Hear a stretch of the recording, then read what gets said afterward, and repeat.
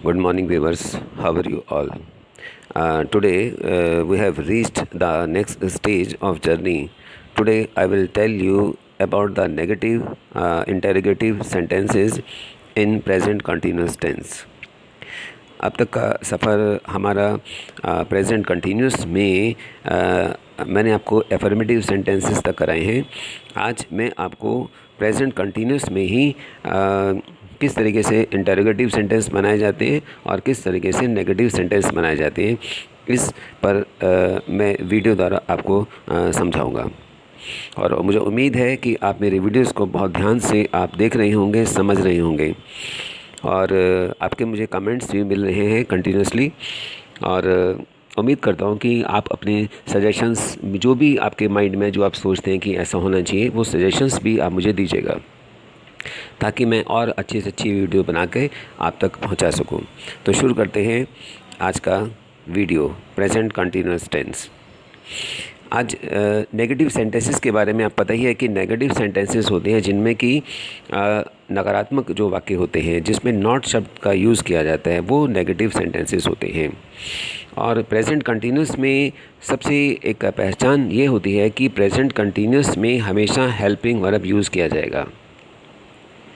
Always keep in mind कि helping verb का use हमेशा होता है प्रेजेंट कंटिन्यूअस टेंस में। और प्रेजेंट कंटिन्यूअस टेंस के जो हेल्पिंग वर्ब होते हैं वो आपके इज़ आर एम होते हैं, जैसे कि आप स्क्रीन पर देख रहे हैं। प्रेजेंट कंटिन्यूअस के helping verb is are am होते हैं। और हेल्पिंग वर्ब डिपेंड करेगा कि आपका सब्जेक्ट कौन सा है वाक्य में, यानी आपका सिंगुलर सब्जेक्ट है, ये आपका प्लूरल सब्जेक्ट है। ठीक है, अगर सिंगुलर सब्जेक्ट है जैसे कि आपका ही, शी, इट, नेम वगैरह है तो आप इज़ का यूज़ कर सकते हैं, उसका हेल्पिंग वर्ब इज़ होता है। अगर प्लूरल सब्जेक्ट आई का यूज़ हो रहा है आपका, तो आई के साथ में जो हेल्पिंग वर्ब होगा एम का यूज़ करेंगे।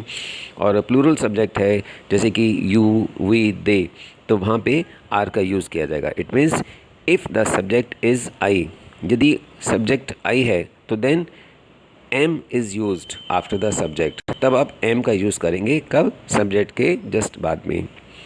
लेकिन इफ़ द सब्जेक्ट इज़ ही, यदि सब्जेक्ट सेंटेंस में ही आ रहा है आपका, या शी है, इट है, या नेम है, एंड एनी सिंगुलर नाउन या कोई भी सिंगुलर नाउन है, then is used after the subject, तब आप इज़ का यूज़ करेंगे। अगर सब्जेक्ट सिंगुलर है जैसे कि ही, शी, इट, नेम, या सिंगुलर नाउन है, तो तब आप इज़ का यूज़ करेंगे सब्जेक्ट के बाद। And if the subject is, यदि सब्जेक्ट आपके आ रहे हैं we, you, they, and any plural noun ये साथ में है, तो then are is used after the subject, तब आप आर का यूज़ करेंगे। ये स्क्रीन से क्लियर हो रहा है आपका कि किस किस तरीके से आपको हेल्पिंग वर्ब लगाने हैं सब्जेक्ट के साथ में। तो हम चलते हैं वीडियोज़ की तरफ। आज नेगेटिव सेंटेंस का जो नियम है, जो रूल है, जो सिंटेक्स है, वो होता है आपका पहले सब्जेक्ट का यूज़ किया जाएगा, उसके बाद में हेल्पिंग वर्ब जैसे मैंने क्लियर किया है इज़, आर, एम, फिर नॉट वर्ड, क्योंकि नेगेटिव सेंटेंस है तो नॉट वर्ड का यूज़ हमेशा हेल्पिंग वर्ब के बाद ही किया जाएगा। You will always use not word just after the helping verb. तो सिंटेक्स है आपका पहले सब्जेक्ट, फिर हेल्पिंग वर्ब, फिर नॉट वर्ड, फिर वर्ब की फर्स्ट फॉर्म के साथ ING, object, and then others. ये क्लियर हो गए आपके। जो हेल्पिंग वर्ब होते हैं वो आपके इज़, आर, एम हैं। मैं रिपीट कर देता हूँ, अगर प्लूरल सब्जेक्ट आई है आपका सेंटेंस में तो एम का यूज़ करेंगे, वहाँ पे हेल्पिंग वर्ब एम होगा आई का। अगर प्लूरल सब्जेक्ट है आपका जैसे यू, वी, दे, तो वहाँ पे आर का यूज़ करेंगे, यानी यू, दे और वी का जो प्लूरल सब्जेक्ट है इनका हेल्पिंग वर्ब आर होता है। अगर सिंगुलर सब्जेक्ट है ही, शी, इट, नेम, तो आप इज़ का यूज़ करेंगे, यानी इनका जो हेल्पिंग वर्ब है वो इज़ होता है आपका। तो कुछ एग्जांपल हम देख लेते हैं। वह मुझे अपने घर पर नहीं बुला रहा है। अब देखिएगा, प्रेजेंट कंटिन्यूअस की पहचान की काम चल रहा है, लेकिन कब तक चलेगा, कितने बजे तक चलेगा, इसका पता नहीं चलता है। कंटिन्यूसली काम हो रहा है आपका। तो वैसे पहचाने, लास्ट में वर्ड देख सकते हैं, रहा है, रही हूँ वर्ड आते हैं। तो अगर आपका कंटिन्यूस में कोई काम चल रहा है तो इसका मतलब आप इज़ आर एम का यूज़ वहाँ पे करेंगे। हेल्पिंग वर्ब यानी प्रेजेंट कंटिन्यूस टेंस में हेल्पिंग वर्ब का हमेशा यूज़ किया जाता है, इज़ आर एम का। तो देखते हैं सेंटेंस। वह मुझे अपने घर पर नहीं बुला रहा है। He is not calling me at home. He is not calling me at home.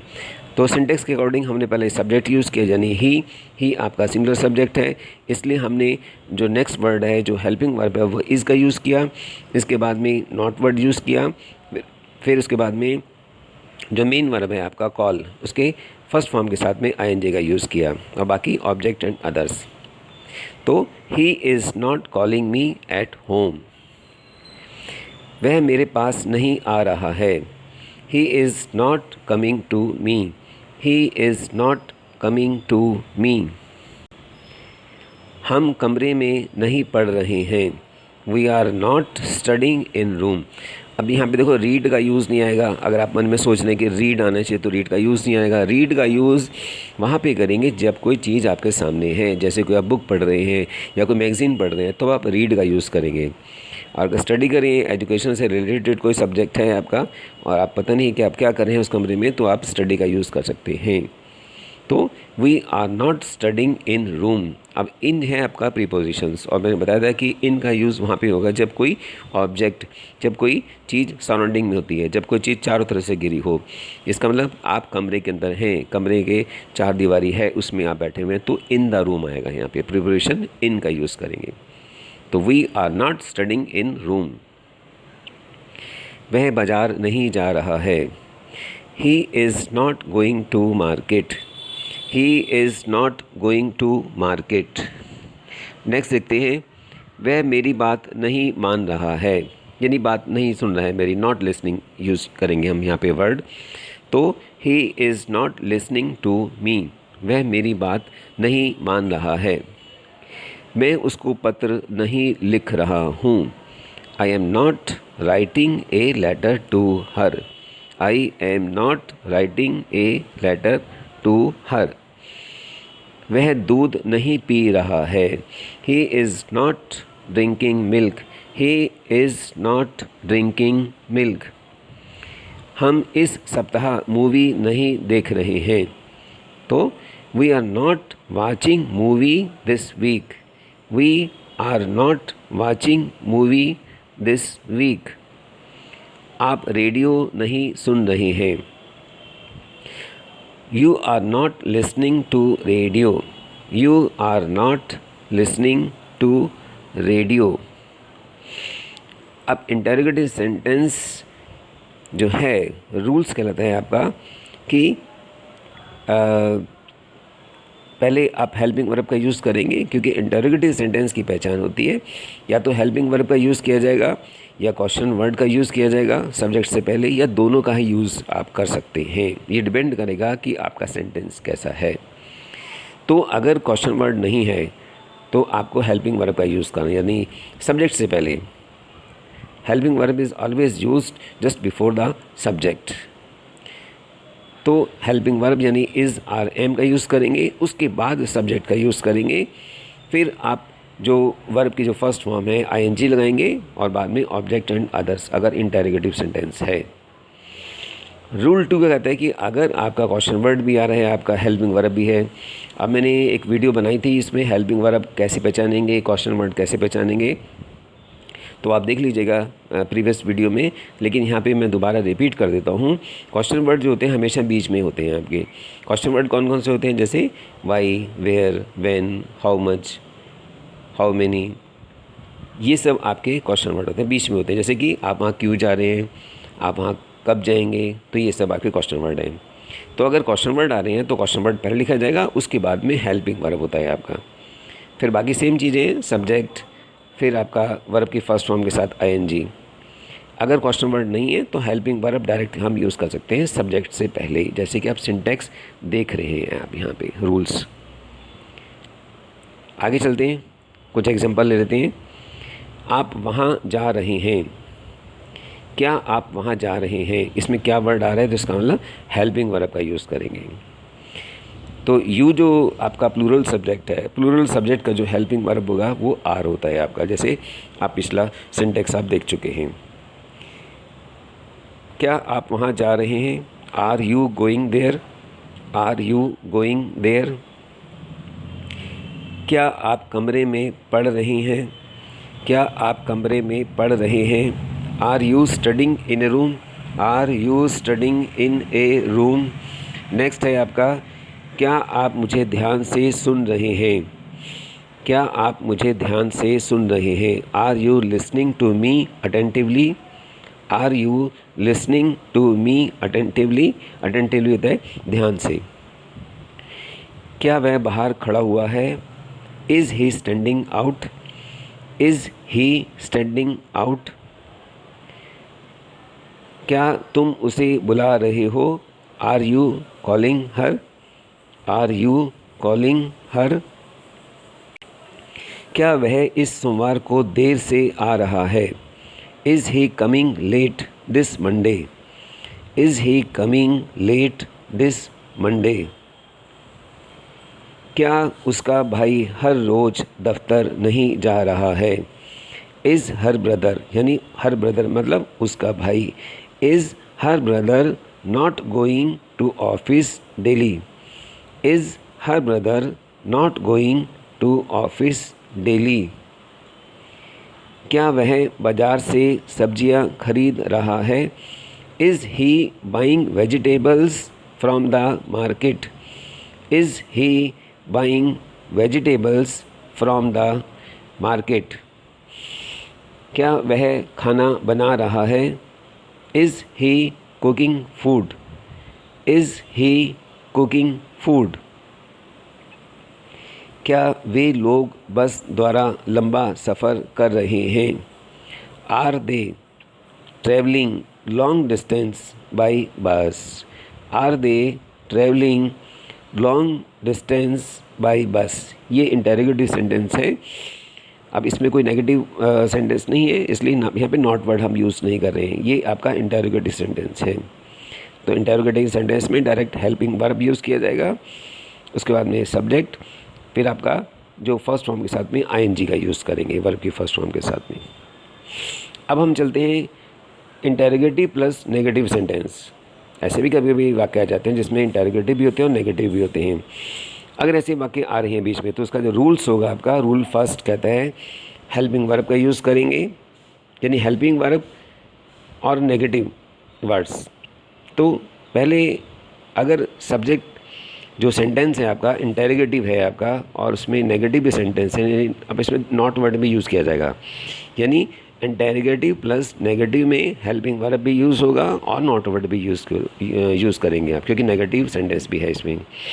तो सिंटेक्स जो बनेगा रूल 1, हेल्पिंग वर्ब, इसके बाद सब्जेक्ट, फिर नॉट, फिर वर्ब की फर्स्ट फॉर्म के साथ में आईएनजी और फिर ऑब्जेक्ट एंड अदर्स। रूल 2 क्या कहता है कि अगर क्वेश्चन वर्ड भी आ रहा है आपका, कि जैसे कि मैं एग्जांपल हम लेते हैं कि आप वहाँ क्यों नहीं जा रहे हैं, तो इसमें क्यों आ रहा है बीच में, तो क्वेश्चन वर्ड भी हो गया। नहीं जा रहे हैं मतलब नेगेटिव वर्ड भी यूज़ हो रहा है आपका। तो अगर ऐसे सेंटेंस हैं तो उसमें पहले क्वेश्चन वर्ड यूज़ किया जाएगा। अगर क्वेश्चन वर्ड यूज़ कर रहे हैं तो डेफिनेट रूप से आप डेफिनेटली आप हेल्पिंग वर्ब का भी यूज़ करेंगे, और हेल्पिंग वर्ब हमेशा यूज़ किया जाता है क्वेश्चन वर्ड के बाद में। बाकी चीज़ सेम है, सब्जेक्ट, नॉट और वर्ब की फर्स्ट फॉर्म के साथ में आईएनजी। तो चलते हैं नेक्स्ट सेंटेंस की तरफ, कुछ एग्जांपल ले लेते हैं। क्या वह परीक्षा के लिए कड़ा अध्ययन नहीं कर रहा है? क्या वह परीक्षा के लिए कड़ा अध्ययन नहीं कर रहा है? Is he not studying hard for exams? Is he not studying hard for exam? इसमें इंटेरोगेटिव सेंटेंस भी है और नेगेटिव भी है आपका। तो हमने पहले हेल्पिंग वर्ब यूज़ किया, फिर सब्जेक्ट और उसके बाद में नेगेटिव वर्ड यानी नॉट का यूज़ किया, और बाकी सेम चीज़ें हैं, सब्जेक्ट, फर्स्ट फॉर्म और आईएनजी। क्या वह हर सप्ताह मूवी नहीं देख रहा है? Is he not watching movie every week? Is he not watching movie every week? क्या हम सोमवार को देर से नहीं सो रहे हैं? क्या हम सोमवार को देर से नहीं सो रहे हैं? Are we not sleeping late on Monday? Are we not sleeping late on Monday? क्या उसका भाई हर रोज़ दफ्तर नहीं जा रहा है? इज़ हर ब्रदर, उसका भाई, is her brother not going to work every day? क्या उसका भाई हर रोज़ दफ्तर नहीं जा रहा है? क्या आप रेडियो नहीं सुन रहे हैं? Are you not listening to radio? Are you not listening to radio? Radio को सुना, लिसनिंग टू रेडियो आता है। क्या वह उसकी बात नहीं मान रहा है? Is he not listening to him? Is he not listening to him? क्या वह खाना नहीं बना रही है?